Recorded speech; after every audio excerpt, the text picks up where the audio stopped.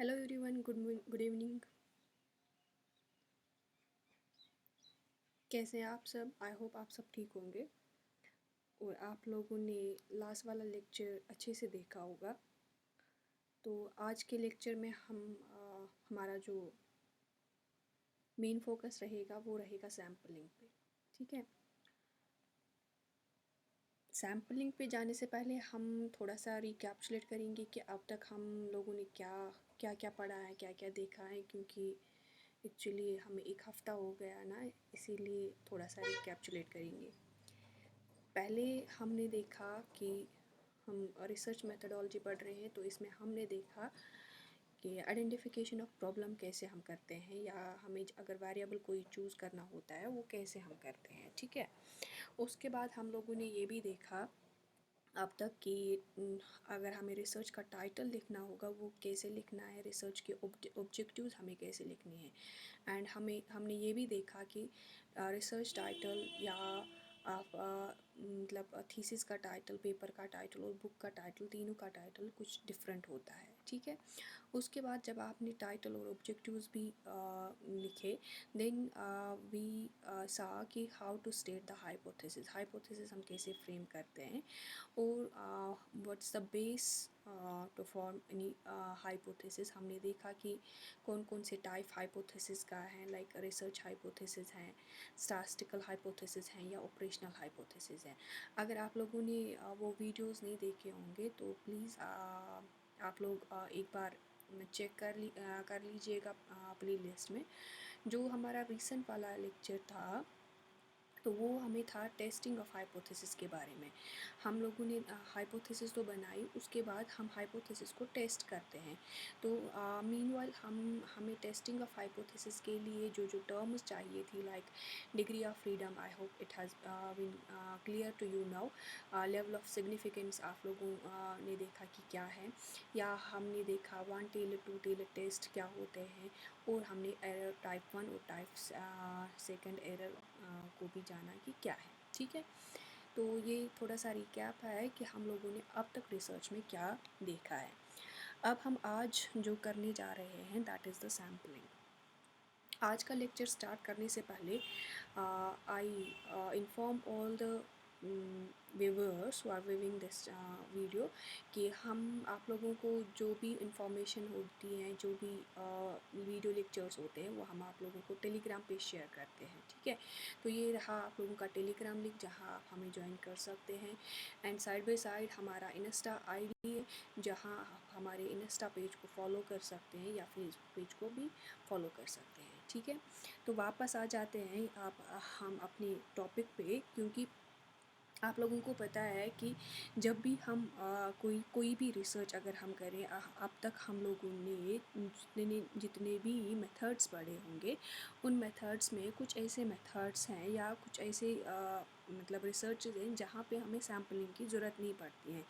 Like अगर आप देखोगे कि आपके पास फ़िलोसॉफ़िकल रिसर्च होती है, जहाँ पे हम किसी के फ़िलोसॉफ़िकल पॉइंट के बारे में जानते हैं। ठीक है, तो फ़िलोसॉफ़िकल रिसर्च में हम सैम्पलिंग नहीं करते हैं। फ़िलोसॉफ़िकल रिसर्च में आप लोगों को एग्ज़ाम्पल यहाँ पे एक दूँगी।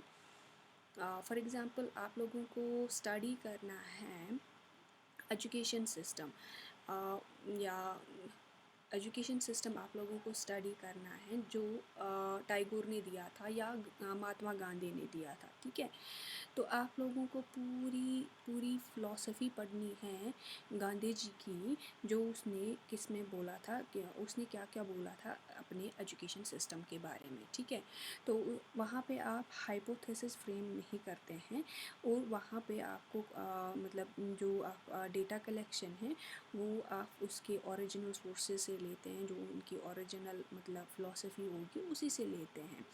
इवन अगर आप देखोगे कि जो हमारा दूसरा and that is the historical research, अगर आप हिस्टोरिकल रिसर्च करना चाहते हो तो वहाँ पे भी आपको सैम्पलिंग की ज़रूरत नहीं पड़ेगी।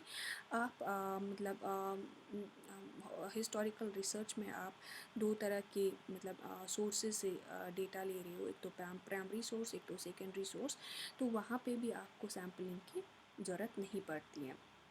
तो अगर आप देखोगे जो हमारे एक्सपेरिमेंटल रिसर्चेस होते हैं या आपके सर्वे रिसर्चेस होते हैं, तो वहाँ पे हमें डेटा कलेक्शन के लिए सैम्पलिंग की ज़रूरत पड़ती है, क्योंकि हम इनमें जो भी पॉपुलेशन आपके पास होती है वो पॉपुलेशन मतलब हम पूरी पॉपुलेशन पे फोकस नहीं कर पाते हैं या पूरी पॉपुलेशन पे रिसर्च नहीं कर पाते हैं ड्यू टू सम कॉन्स्ट्रेंट्स, तो तब हम उसकी सैम्पल पे काम करते हैं। ठीक है, तो मीन्स कि हमें अब जानना है कि सैम्पलिंग होती क्या है और हम सैम्पलिंग किस किस तरीके से कर सकते हैं।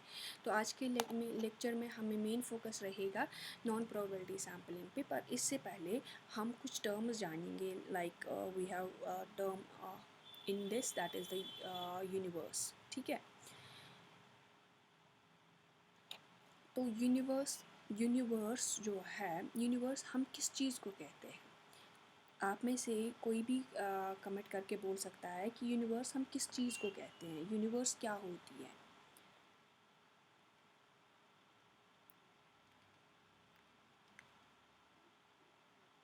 जो भी जो भी मतलब हम बोलेंगे वट एवर एग्जिस्ट, जो भी एग्जिस्ट कर रहा है उसको हम बोलते हैं that is the part of universe.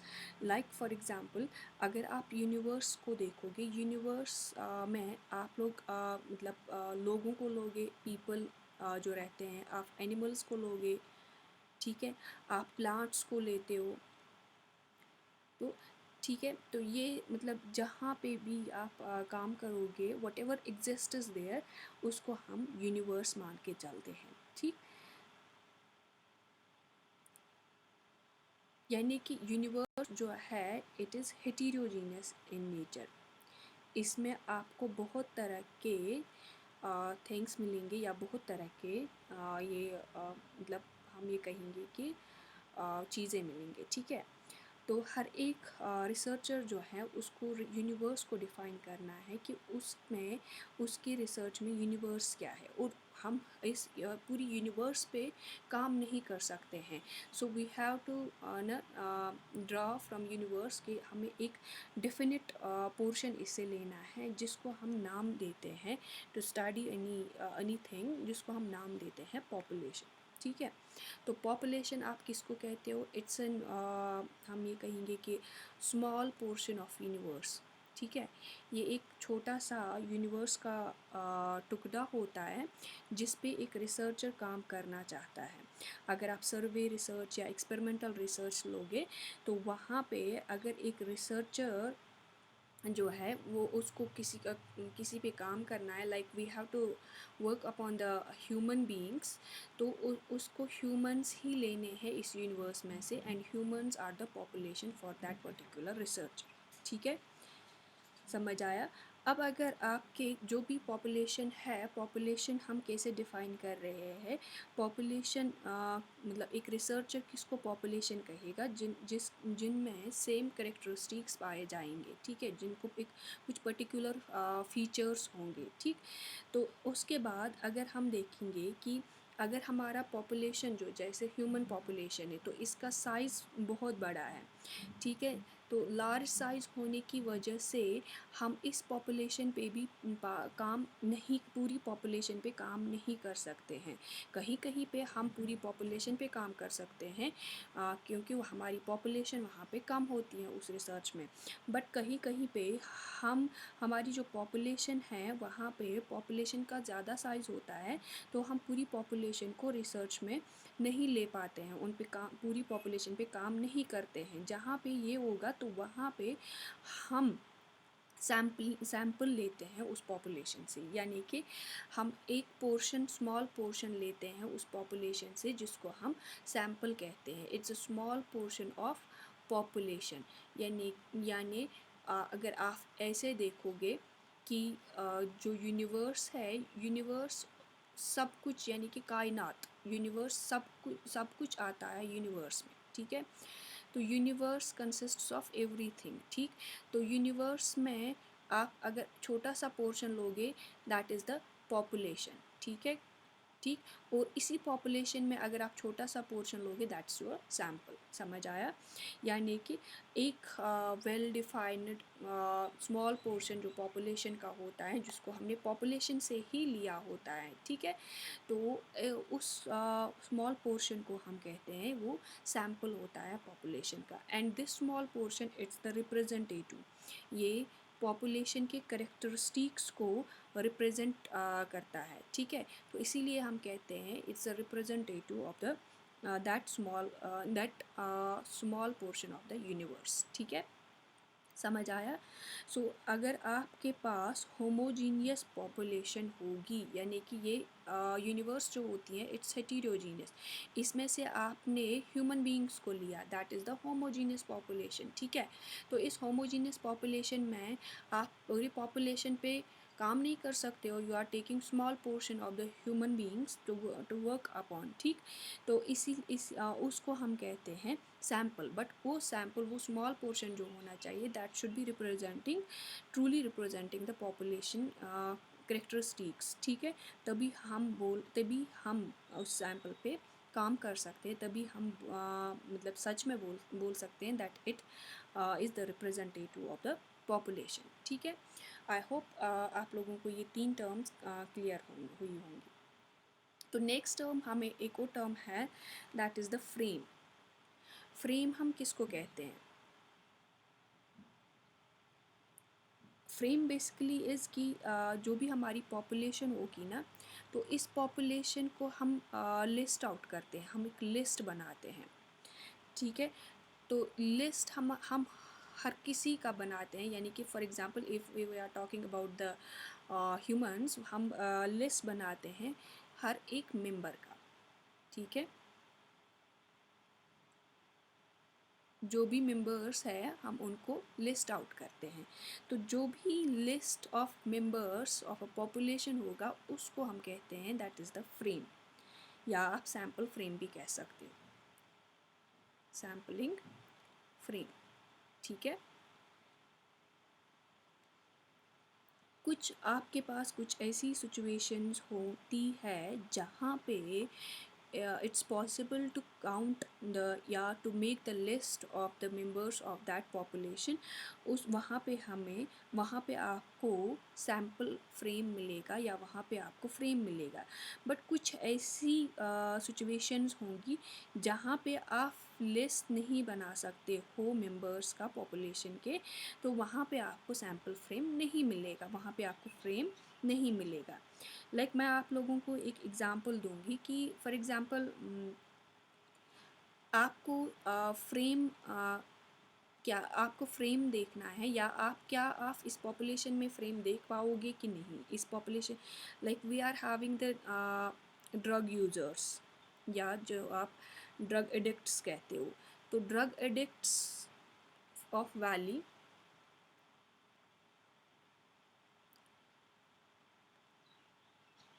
तो आपको नहीं पता है, you are not having any source जहाँ पे आप इनका लिस्ट बना सकते हो, you can't list out the drug addicts, ठीक है।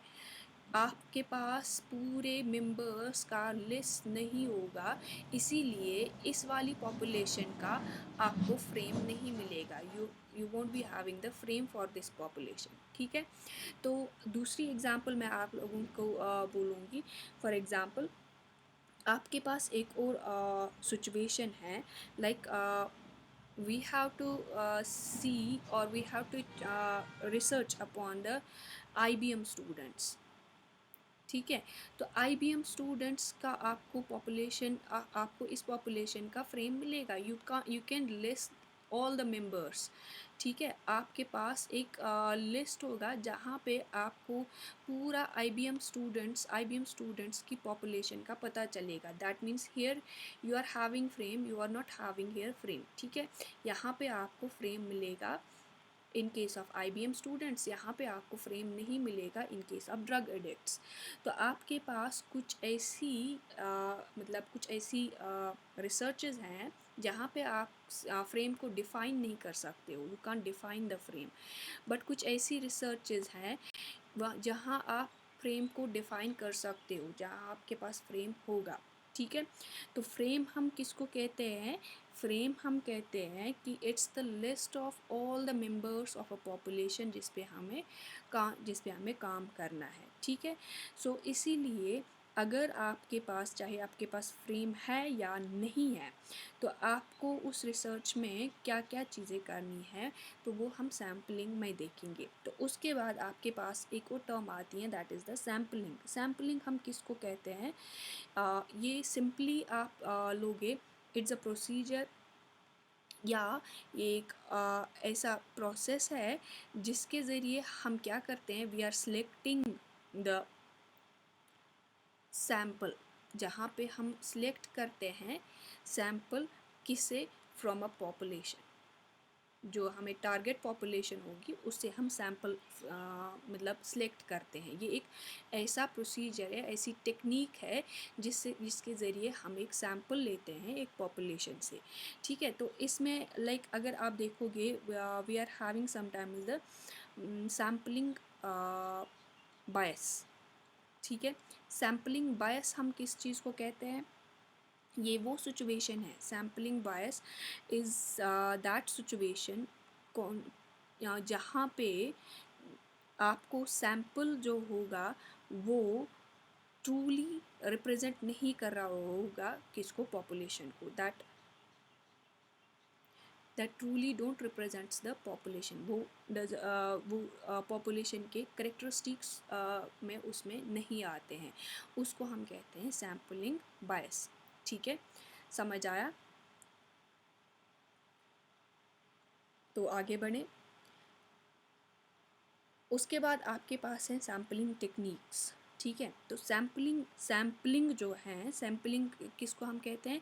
It's a procedure. सैम्पलिंग क्या है? ये एक प्रोसीजर है to draw out the sample from the population या to select the sample from the population. ठीक है।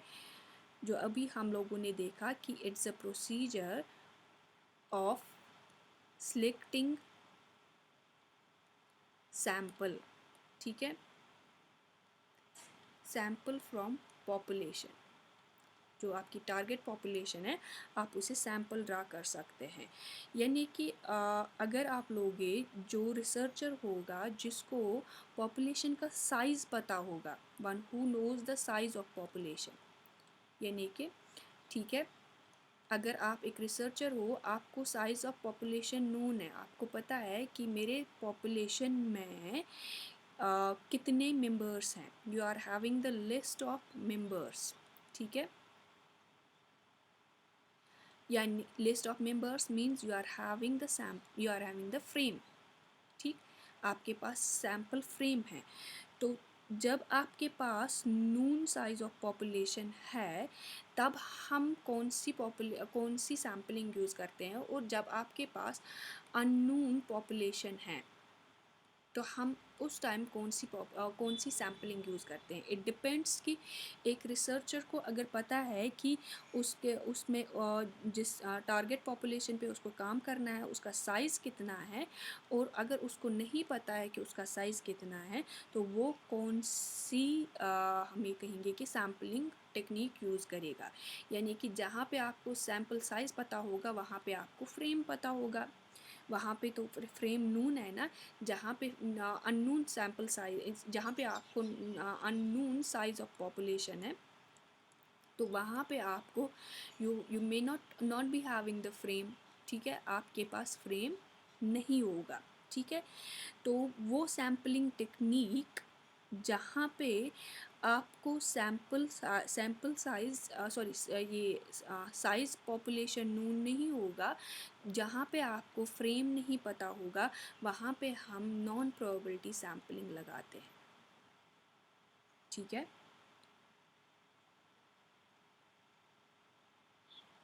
समझ आया? कहाँ पे? जहाँ पे हमें साइज़ अननोन होगा पॉपुलेशन का, जहाँ पे हमें फ्रेम नहीं होगा पॉपुलेशन का, वहाँ पे हम नॉन प्रोबेबिलिटी सैम्पलिंग लगाते हैं। अब जहाँ पे नून होगा और जहाँ पे हमें लिस्ट ऑफ मेंबर्स होगा पॉपुलेशन के, तो वहाँ पे हम जो सैम्पलिंग टेक्निक यूज़ करते हैं उसको हम कहते हैं प्रोबेबिलिटी सैम्पलिंग टेक्निक। ठीक है,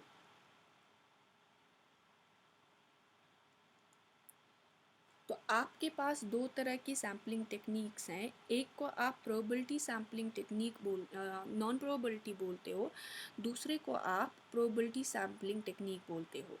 ठीक है, तो मीन्स कि जो भी आपको जो भी सैम्पलिंग टेक्निक आप यूज़ करोगे, इट डिपेंड्स कि आपको उस पॉपुलेशन जो आपकी है, क्या आपको उस पॉपुलेशन का फ्रेम पता है या आपको उस पॉपुलेशन का फ्रेम नोन नहीं है। तो नॉन प्रोबेबिलिटी हम तब यूज़ करेंगे जब we are not knowing the frame. ठीक, तो प्रोबेबिलिटी हम तब यूज़ करेंगे जब हमारे पास नोन होगा क्या, फ्रेम। ठीक है, when we know the frame, when we know the size of population।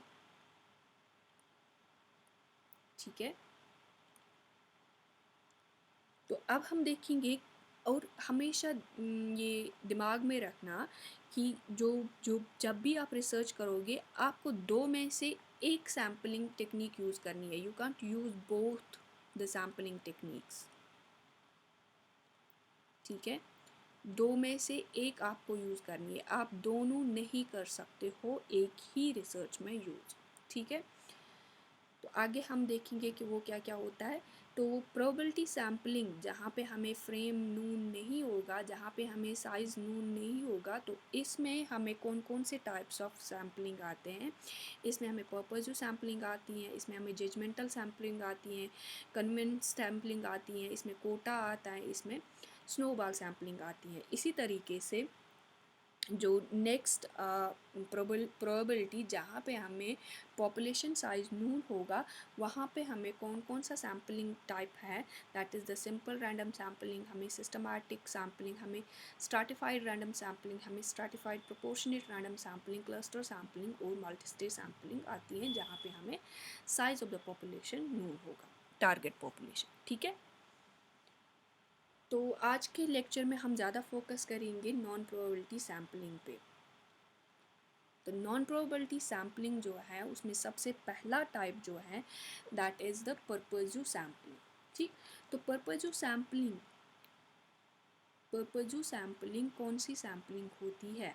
पर्पज़िव sampling तब हम कहेंगे जहाँ पे हम सैम्पल जो है, सैम्पल मेंबर्स जो हैं, वो हम सिलेक्ट करते हैं on the knowledge of the population, या हमें हमारी स्टडी का क्या मकसद है, तो उस मकसद के, उस पर्पज़ के हिसाब से हम कोई भी किसी भी पॉपुलेशन से सैम्पल लेते हैं।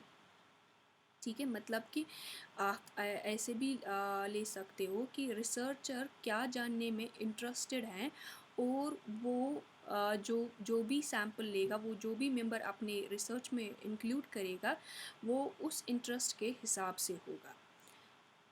जहाँ हमें जब हम स्टडी करते हैं, कोई भी स्टडी जो लाइक मतलब ना एक्सट्रीम लेवल्स पे होती हैं स्टडी, लाइक ना हम ये कहेंगे कि पोजीशन होल्डर्स पे होती हैं, डिस्ट्रक्शन होल्डर्स पे होती हैं, या फेलियर्स पे होती है, तो वहाँ पे हमें कौन सी सैम्पलिंग की ज़रूरत है, हमें पर्पज़िव सैम्पलिंग, क्योंकि हमारा पर्पज़ ही है कि हम फेलियर्स के बारे में रिसर्च करें, तो हमें फेलियर्स को ही लेना है, तो हमें पास आउट्स को नहीं लेना है रिसर्च में।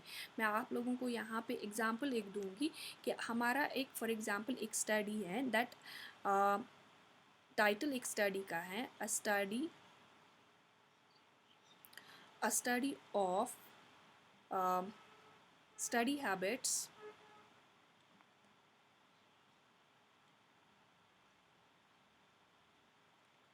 of position holders।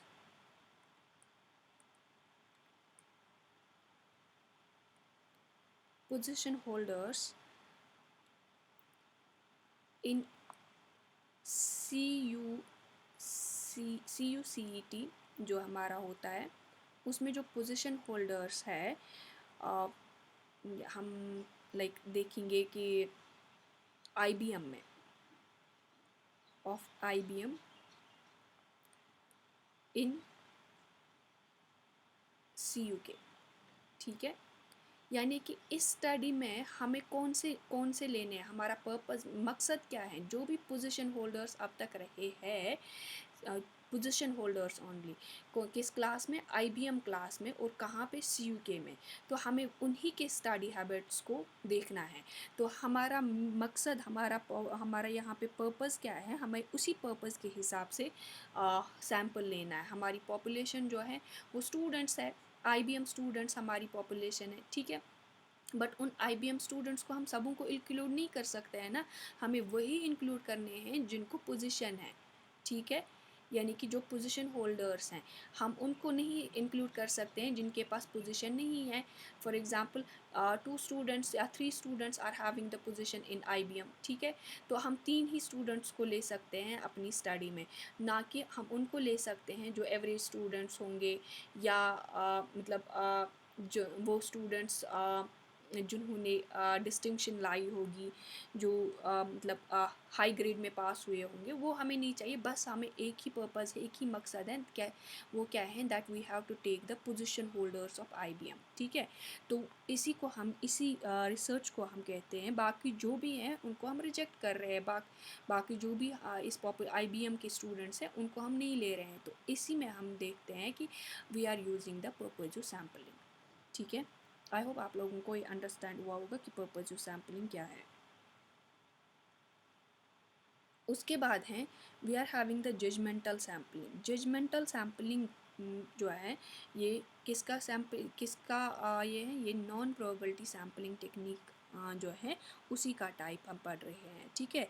तो जजमेंटल सैम्पलिंग कहाँ पे हम यूज़ करते हैं, जहाँ पे हमें सैम्पल सब्जेक्ट्स जो होंगे हमें वो सिलेक्ट करने होंगे ऑन द बेसिस ऑफ न प्रोफेशनल जजमेंट, या आप ये कहोगे कि जो भी हम सब्जेक्ट्स ले रहे हैं वो हम उनके नॉलेज और उनकी प्रोफेशनल जजमेंट पे ले रहे हैं, ठीक है।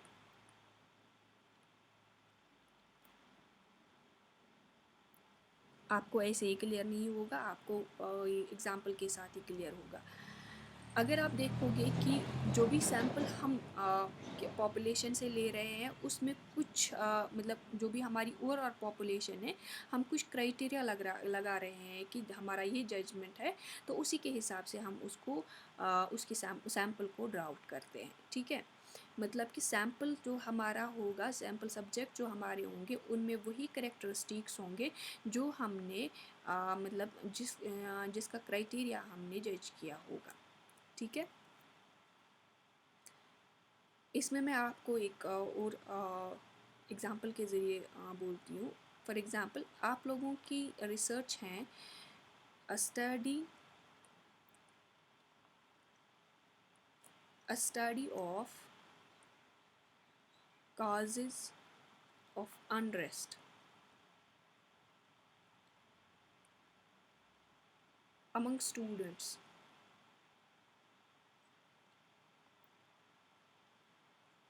of CUK, let us suppose, ठीक है।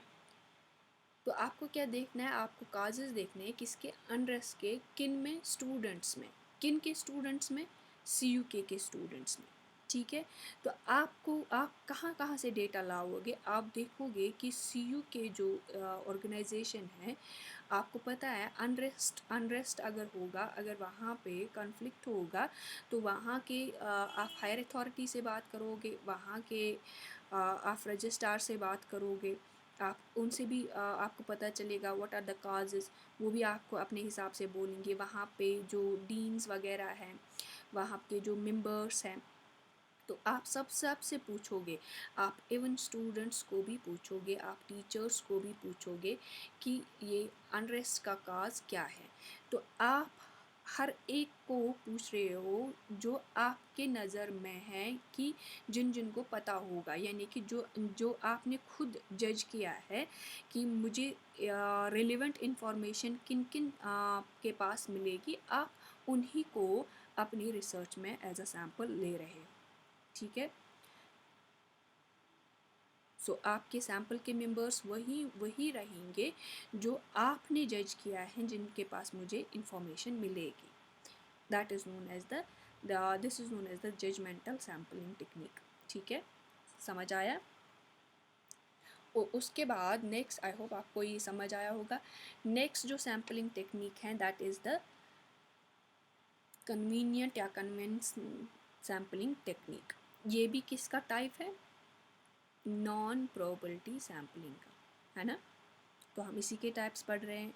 तो नॉन प्रोबेबिलिटी सैम्पलिंग की नॉन प्रोबेबिलिटी सैम्पलिंग टेक्निक में जब हम जो हमारे रिस्पोंडेंट्स होंगे, जो हमारे सैम्पल सब्जेक्ट्स होंगे, जब हम उनको सिलेक्ट करते हैं on the basis of the availability, ठीक है, नॉट ओनली द अवेलेबिलिटी कि हमें अवेलेबल है कि नहीं है, and also on the basis of like हमारे नज़दीक कौन है, ठीक है, प्रॉक्सिमिटी, कि हमारे नज़दीक कौन है, उसी के बेसिस पे मैं किसी को अपने सब्जेक्ट सैम्पल में ले रही हूँ। ठीक है, यानी कि अगर कोई भी रिसर्चर है जिसको कोई रिसर्च शॉर्ट टर्म में कंप्लीट करनी होगी, शॉर्ट टाइम में कंप्लीट करनी होगी, तो हम उसको क्या लेते हैं, हम बोलते हैं कि जो वो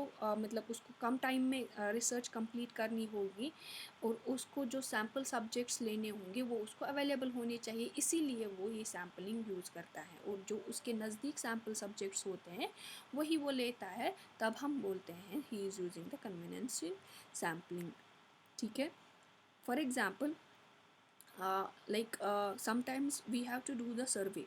ठीक है, कभी हम सर्वे करते हैं, कभी सर्वे रिसर्च होती है, तो हम पूरी पॉपुलेशन के बारे में मतलब नहीं देख सकते हैं, तो हमें कुछ डेटा चाहिए जो हम अपने ही नेबरहुड से, अपने ही आसपास जो हमारे वहाँ रहते हैं उन्हीं से लेते हैं, तो हम वही डेटा आगे प्रोड्यूस करते हैं।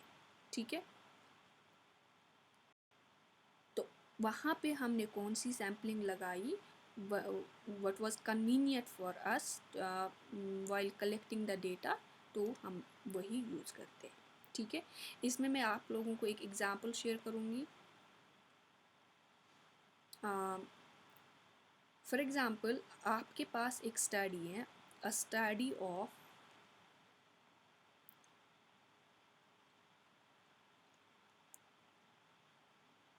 quality of treatment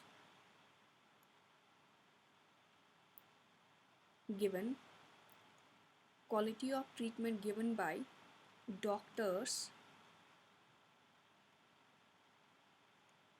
in clinics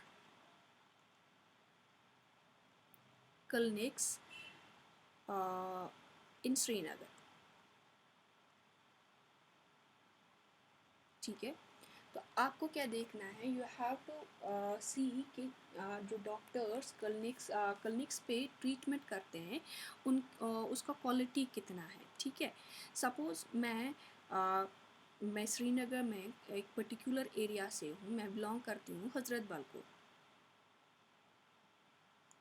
ठीक है, तो हज़रत बल एरिया में जो भी क्लिनिक्स मेरी विसिनिटी में मुझे पाए जाएंगे, मैं उन्हीं को देखूंगी, और वो मेरे नज़दीक पाए जाते हैं तो मैं वहीं जाऊंगी, वहाँ से ही डेटा कलेक्ट करूंगी कि मैं देखूंगी कि मतलब जो मेरी स्टडी है कि क्वालिटी ऑफ ट्रीटमेंट कैसा होता है डॉक्टर्स का, क्योंकि एक तो मेरे नज़दीक विसिनिटी में ही है, नेबरहुड में ही है, मैं जाती हूँ और पेशेंट्स को अप्रोच करती हूँ, डेटा कलेक्ट करती हूँ regarding the treatment of a particular doctor in particular clinic. ठीक है, तो इसको हम बोलते हैं that we in this study we are using the convenient sampling technique.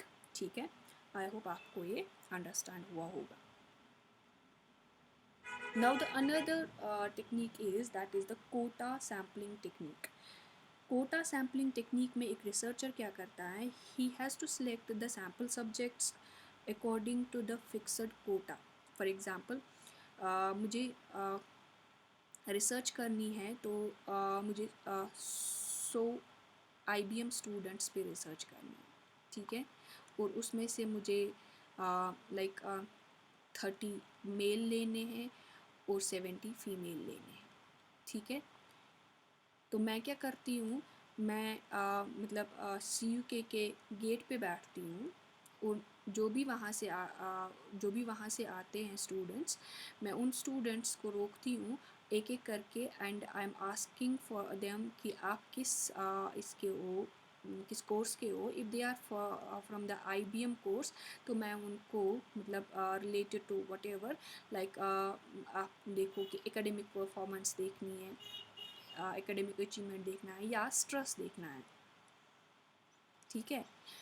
तो मैं उनको वो क्वेश्चनियर देती हूँ, मैं उनसे वो डेटा कलेक्ट करती हूँ, एक तो स्ट्रेस प्लस उनका जेंडर क्या है, ठीक है। लेट अस सपोज कि आपके पास 30 मेल कलेक्ट हुए, बट अभी आपके पास 70 फीमेल कलेक्ट नहीं हुए। तो आप अपनी सैम्पलिंग जारी रखते हो, यानी कि आप अभी CUK के गेट पे ही बैठते हो, और जो भी यहाँ से अब IBM स्टूडेंट्स आपके सामने आपको मिलते हैं, you are avoiding the male population, आप अब मेल्स को अवॉइड करते हो एंड अब आप फीमेल्स को प्रेफरेंस देते हो, ठीक है, टू गेट द 70 फीमेल्स। समझ आया? यानी कि मुझे अपना कोटा बराबर हो गया तो मैं स्टॉप करती हूँ, आई स्टॉप देयर। जब अब मेरा 100 का कोटा बराबर होगा देन आई विल स्टॉप, ठीक है।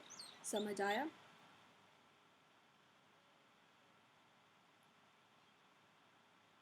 आई होप आप लोगों को कोटा समझ आया होगा।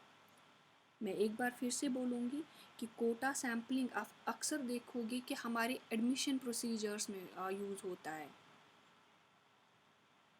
एडमिशन आप लोगों का कैसे होता है, जॉब आप लोगों को कैसे मिलते हैं, इट्स बिकॉज ऑफ कोटा, ठीक है।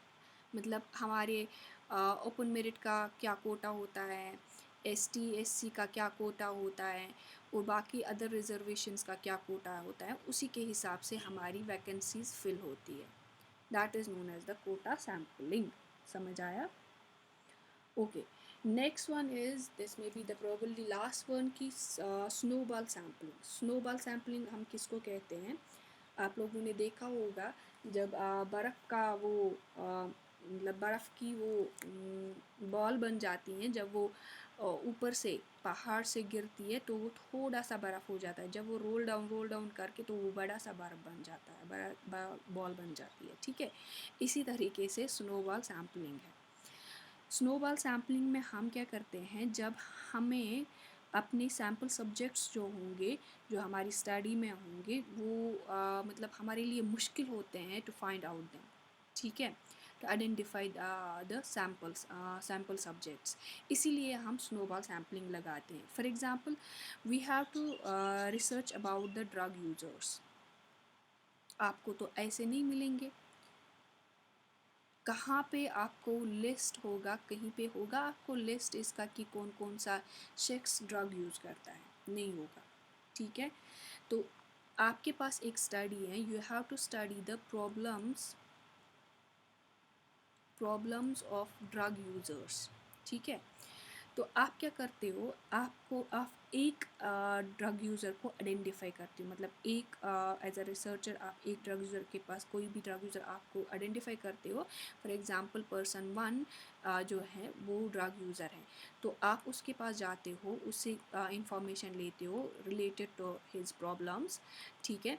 तो उसके बाद आप उससे रिक्वेस्ट करते हो, कैन यू गिव अस ना मतलब information regarding the second drug user, ठीक है। तो वो आपको वो दूसरे ड्रग यूज़र की तरफ मतलब इंफॉर्मेशन देता है, आप उससे भी कलेक्ट करते हो वही इंफॉर्मेशन, एंड उससे भी रिक्वेस्ट करते हो कि आप हमें एक और के बारे में बोलो। यानी कि यहाँ पे आप हम वो कहते हैं ना कि रेफरल, यहाँ पे आपको रेफ़र किया जा रहा है दूसरे शख्स की ओर, ठीक है। इट बिकम्स अ चेन, ठीक। तो जब तक आपको पूरा अपना जितने भी आपको लेने होंगे सैंपल में वो मतलब वो बराबर ना आ जाए, like for example you have to work on 10 drug users, तो जब तक आपको 10 बराबर ना होंगे तब तक आप पूछते जाओगे हर एक से कि मुझे किसी और को बोलोगे। इसीलिए हम इसको इसके साथ लेते हैं कि ये स्नोबॉल, क्योंकि स्नोबॉल जो है वो थोड़ी से बर्फ़ से स्टार्ट होता है एंड वो बहुत बड़ी बॉल बन जाती है। इसी तरीके से आप एक शख्स से स्टार्ट करते हो स्नोबॉल सैम्पलिंग में, और उसके बाद वही शख्स आपको दूसरे को रेफ़र करता है, वही तीसरे को, वही चौथे को, and you will get the sample subject. ठीक है, आपको अपना कोटा बराबर सैंपल का आ जाता है। That's known as the snowball sampling. और ये सैम्पलिंग हम तब यूज़ करते हैं जहाँ पे हम ये बोलते हैं कि जो हमारे सैम्पल सब्जेक्ट्स होंगे, जिन पे हमें जो हमारे रिस्पोंडेंट्स होंगे, जिन पे हमें काम होता है, वो बहुत ही मुश्किल हैं, it's hard to find them. ठीक है, वो बहुत ही मुश्किल है उनको लोकेट करना, या वो बहुत ही कम होंगे, they are rare in your society. ठीक है, तो उसी वजह से हम मतलब उसके लिए स्नोबॉल सैम्पलिंग का यूज़ करते हैं। आई होप आप लोगों को ये सारी सैम्पलिंग टेक्निक्स नॉन प्रोबेबिलिटी के समझ आई होंगी। If you are not understood, kindly आप एक कमेंट लिख सकते हो कि आप लोगों को किस वाले में कंफ्यूजन है। I will clear that in the next video lecture. Okay, so I hope you have liked this session, and share this session with your friends. They will get the information regarding the non-probability sampling techniques. And also, if you are new to our channel, subscribe to our channel. God bless you. Thank you very much.